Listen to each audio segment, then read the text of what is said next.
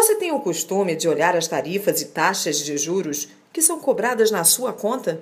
O que você acha dos juros praticados pelos bancos? Olha, o Brasil tem uma das taxas de juros mais altas do mundo. Essas taxas de juros alimentam o sistema financeiro e esse dinheiro fica concentrado sempre nas mãos dos grandes ricos. Ele não é redistribuído, ele não volta em serviço para o povo. Então eu acho extremamente abusivo e todos os governos que têm passado desde a redemocratização, nenhum deles mexeu nessa ferida. É bastante abusivo, sendo que quando a gente bota o dinheiro na poupança ele não rende o que geraria num empréstimo. As taxas de juros que os bancos cobram da população em geral, elas são absurdamente abusivas. E os bancos, os cartões de crédito, cobram o que querem. Eu, como aposentado, todo dia estou recebendo carta de banco, carta de cartão de crédito me oferecendo fortuna, 20 mil, 30 mil, porque eu ganho mixaria, pô. Você imagina um aposentado do INSS recebendo carta desses bancos e desses cartões de crédito. Isso aí tudo é uma agiotagem legalizada. A nossa Constituição Federal de 1988, ela é considerada a Constituição cidadã. E por quê? Porque ela dá importância, dá uma relevância especial para a pessoa humana. Ou seja, é a pessoa humana valorizada diante, por exemplo, do patrimônio. E o que a gente vê é que isso não está acontecendo atualmente na nossa sociedade. Muito pelo contrário, a gente tem visto o cidadão cada vez mais escravo do patrimônio, do dinheiro que tem, né? Por conta de juros bancários, por conta de juros de cartões de créditos, por conta de taxas mesmo bancárias, de tudo que ele precisaria ter a seu serviço para respeitar essa Constituição Federal, né? E que acaba escravizando o cidadão. Para comentar, para trazer esse assunto aqui para a TV Nossa Justiça, nós vamos falar hoje com Rodrigo Felizmino. Rodrigo Felizmino, ele é especialista em instituições e novos negócios da Consvita. Bom, Rodrigo, o que você conta pra gente dessa relação bancos-clientes, por exemplo? O primeiro aspecto que é importante colocar, Luciana, é assim, essa condição da pessoa ser escrava hoje do patrimônio, como você citou. Infelizmente a gente não tem, o brasileiro de uma maneira geral, ele não é muito adepto ao processo do planejamento ou de realizar um orçamento. Então esse descontrole que a pessoa tem em relação às suas finanças, ela acaba sendo um tanto quanto agravada pela falta de preocupação que ela tem em, por exemplo, olhar o seu extrato bancário, saber que taxas estão sendo cobradas, que juros estão sendo aplicados. Quando você cita, por exemplo, né, nós vemos diariamente notícias de que a economia não está indo bem, mas ao mesmo tempo os bancos batem recorde atrás de recorde.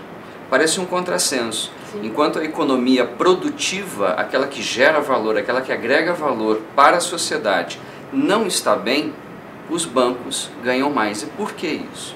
O segredo dessa história, né, que na realidade não é um segredo muito grande, né? As informações estão disponíveis para quem quiser ver, é que hoje os bancos, eles têm algumas fontes de renda. Por exemplo, a tarifa que eu pago no meu banco, que você paga no seu, garante a folha de pagamento de um banco.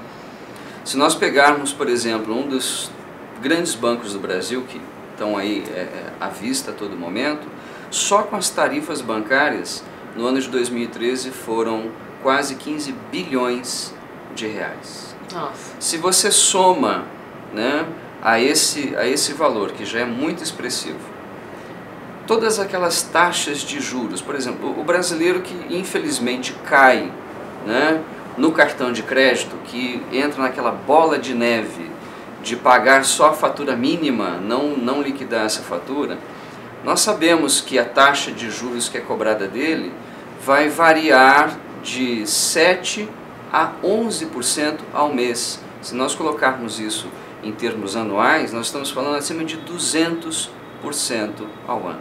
Isso porque é aquela história dos juros sobre juros, né? É os juros sobre juros. Uhum. Então, esse aspecto, né, de como o dinheiro, né, é feito pelo banco, ele fica um tanto quanto mais perverso ainda, porque tem um outro aspecto.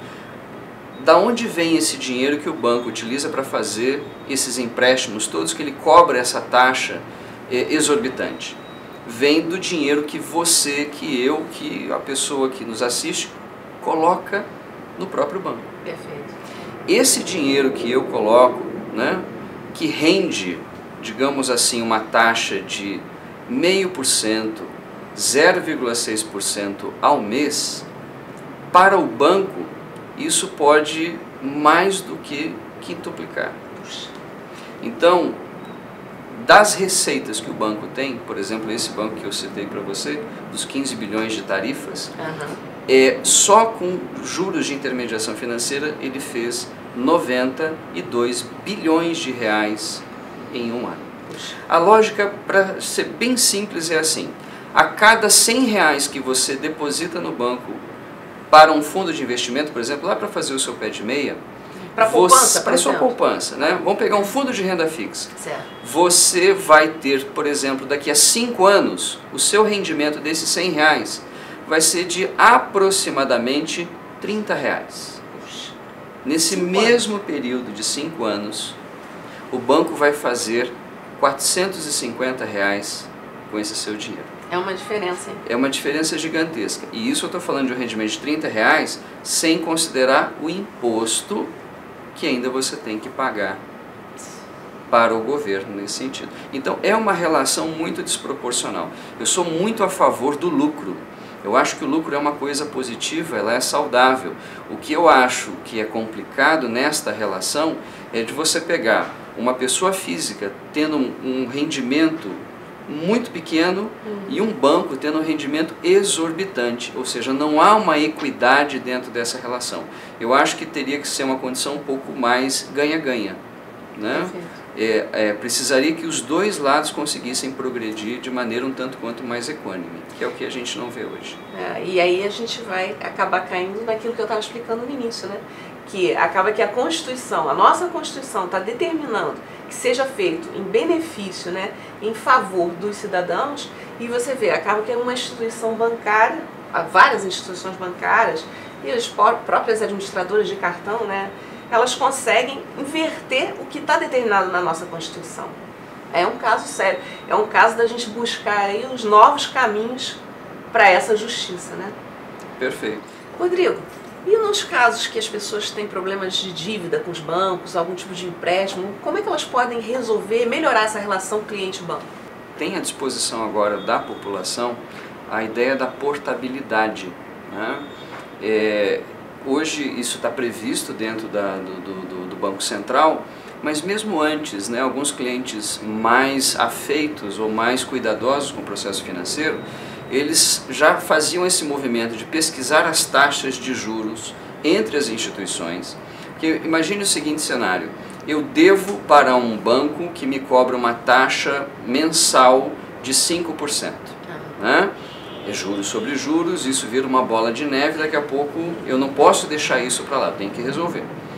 Se eu encontro uma instituição financeira que a taxa de juros é de 3%, já vale. Existe hoje a possibilidade de você contratar um empréstimo no valor da dívida que você tem contra a instituição. Antes eu precisava fazer isso sozinho. Hoje, com essa questão da portabilidade que o Banco Central instituiu, eu contrato a nova instituição financeira e ela faz a relação com o banco com a qual eu tenho a dívida hoje. Então esse é um caminho. O outro caminho é você realmente, como eu comentei, nenhum banco quer perder o cliente. Ele está disposto a sentar desde que você saiba o que você quer pedir. Né? Você tem que chegar e apresentar os seus argumentos e buscar essa negociação. Se a portabilidade deu problema, se a mediação ou a negociação não funcionou, aí o caminho que eu acho que é o menos ideal, mas é um caminho, é você realmente trazer o seu advogado e entrar com uma ação para conseguir, né, sair desse risco financeiro. É pedir ajuda mesmo. Pedir ao judiciário, né? Pedir ajuda ao judiciário mesmo. É isso aí, Rodrigo. A gente agradece muito a sua participação aqui no programa e vamos buscar novos caminhos.